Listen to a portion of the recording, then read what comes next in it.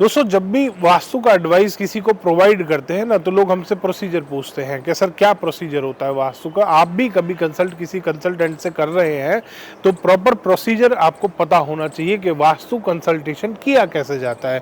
जब भी आप साइट पे किसी कंसल्टेंट को बुलाते हैं, विजिट कराते हैं, तो अब या तो आपका नया घर बन रहा है, तो आपको ध्यान करना चाहिए कि जब वो प्लॉट पे आप विजिट करेगा कंसल्टेंट, तो सबसे पहले वो भूमि की ऊर्जा स्कैन करेगा कि आपके प्लॉट में एनर्जीज कैसी हैं। रेजिडेंशियल प्लॉट है, कमर्शियल है, कोई इंडस्ट्रियल है, उसके हिसाब से वो एनर्जी स्कैन करी जाती है। टोटल 10 से 12 तरीके की एनर्जीज होती हैं।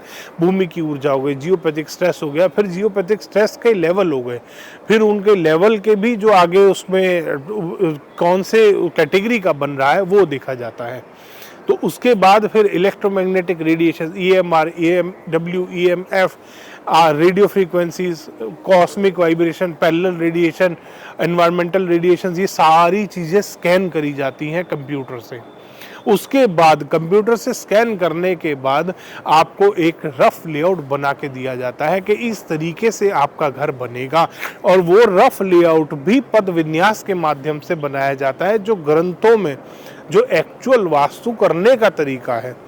कोई चक्रा का इस्तेमाल नहीं किया जाता, एक्चुअल जो ग्रंथों में दिया गया है उसके हिसाब से लेआउट बना के दिया जाता है। फिर वो लेआउट आप अपने इंजीनियर और आर्किटेक्ट को देते हैं, उसके हिसाब से वो प्लान बना के देता है। फिर उसमें स्ट्रक्चर का एडवाइस, फिर आगे इंटीरियर का, कलर कॉम्बिनेशन का, प्लेसमेंट पोजीशनिंग का, हर चीज़ का एडवाइस आपको लेना है वास्तु का। घर बनने के बाद भी उसमें कंसल्टेशन इंक्लूड होता है। घर बनने के बाद भी आपको कंसल्टेशन लेना है कि फैमिली पिक्चर्स कहाँ लगाऊं, मैं शोपीस लगा रहा हूं वो कहाँ लगाऊं। और अगर आप प्रॉपर वास्तु से घर बना रहे हैं तो आपको किसी भी रेमेडी की जरूरत नहीं है। अगर आपको भी किसी कंसल्टेंट ने बोल दिया ना कि घर वास्तु से मैं बना रहा हूँ, बट उसके बाद भी आपको ये 1000 रुपए की रेमेडी भी करनी पड़ेगी, समझ लो कंसल्टेंट फ्रॉड है आपका।